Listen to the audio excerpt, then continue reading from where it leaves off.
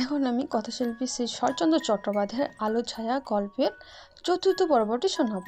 12-13 বছরের বালকের হাত হইতে কোন নির্দয় রসহীন অভিভাবক তাহার অর্ধপরিত কৌতুকপূর্ণ নভেলটা টানিয়া লুকাইয়া রাখিয়া দিলে তাহার যেমন অবস্থা হয়, ভিতরের প্রাণটা ব্যাকুলভাবে সেই শুষ্ক মুখ শঙ্কিত বালককে এ ঘর ও ঘর ছুটাইয়া লইয়া বেড়ায়। ভয়ে ভয়ে তীব্র চক্ষু দুটি শুধু যেমন সেই প্রিয় পদার্থটিকে আবিষ্কার করিবার জন্য ব্যস্ত, এমন বিরক্ত হইয়া থাকে, আর সর্বদাই যেন কাহারও উপর রাগ করিতে ইচ্ছা করে। তেমনিভাবে সুরমা যজ্ঞদত্তের জন্য ছটফট করিতে লাগলো। কি যে কি একটা খুঁজাইয়া বাহির করিবে। চেয়ার, বেঞ্চ, সোফা, শয্যা, ঘর, বারান্দা সবগুলার উপরে সে বিরক্ত হইয়া উঠিল। রাস্তার দিকে একটা জানালাও তাহার পছন্দ হইল না। একবার এটাতে একবার ওটাতে বসিতে লাগলো। যজ্ঞদত্ত ঘরে ঢুকলেন। কি হলো আলোমশাই? আলোমশাইয়ের মুখ গম্ভীর। সুরমা, পছন্দ হলো? যজ্ঞ, হলো। সুরমা, কবে বিয়ে? যজ্ঞ, বোধহয় এই মাসেই। নিরানন্দ উৎসাহ সুরমার কাছে আসিল, কিন্তু কোনরূপ উপদ্রব করিল না। আমার মাথা খাও, সত্যি বলো। কি বিপদ? সত্যি তো বলছি। আমার মরা মুখ দেখো, বলো পছন্দ হয়েছে? হ্যাঁ। হঠাৎ যেন সুরমার আর কোনো কথা খুঁজিয়া পাইল না।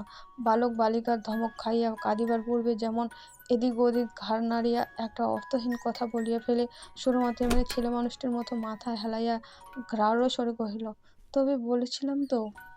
যজ্ঞদত্ত নিজের ভাবনার ব্যস্ত ছিল, তাই বুঝিতে পারিল না সে এ কথার একেবারে কোনো অর্থই নাই। কেননা প্রথমত পছন্দই হবে এমন কথা সুরমা কোনো কালে উচ্চারণ করে নাই। দ্বিতীয়ত সে নিজেও মেয়ে দেখে নাই, বরং মেয়ে এমনটি সে মোটেই আশা করে নাই যে এত অল্পে পছন্দ হইবে এবং এত শীঘ্র সম্বন্ধ পাকা হইবে। তাই সে সমস্ত দিনটা নিজের ঘরে বসিয়া এই কথা তোলপাড় করিতে লাগল। দুদিন পরে কিন্তু যজ্ঞদত্ত অনেক কথা বুঝিতে পারিল। কহিল, সুরো, এ বিয়ে দিও না দিদি। সুরমা, বাহ, তা কি হয়? সব যে স্থির হয়ে গেছে। যজ্ঞ, স্থির কিছুই নয়। সুরমা, না, তাহলে পারে না। দুঃখীর মেয়েকে সুখী করবে, এটাও ভেবে দেখ। বিশেষ কথা দিয়ে ফেরাবে। যজ্ঞদত্তের পুতুল কুমারীর মুখ মনে পড়িল। সহিষ্ণুতা ও শান্ত ভাবে নির্গুট ছায়া যেন সেদিন তাহার কালো চোখ দুটিতে সে দেখিতে পাইয়াছিল। তাই সে চুপ করিয়া রহিল। তবু যজ্ঞদত্ত অনেক কথা ভাবিতে লাগল।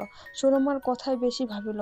বর্ষার দিনে বাদল পোকাগুলা হঠাৎ যেমন ঘর ভরিয়া দেয়, তেমনি তাহার মনটা যেন অস্বস্তিতে ভরিয়া উঠিল। কিন্তু তাহাদিকে নির্ভীক গহ্বরটা যেমন কিছুতেই খুঁজিয়া বাহির করা যায় না, তেমনি সুরমার মুখের কথাগুলো কোন গুপ্ত আকাঙ্ক্ষার ভিতর দিয়া দলে দলে বাহির হইতে লাগিল, সেটাই খুঁজিয়া পাইল না। চোখে তার এমনি ঝাপসা জাল লাগাইয়া রহিল যে কোনো ক্রমেই সুরমার মুখখানি সুস্পষ্ট দেখিতে পাইল না।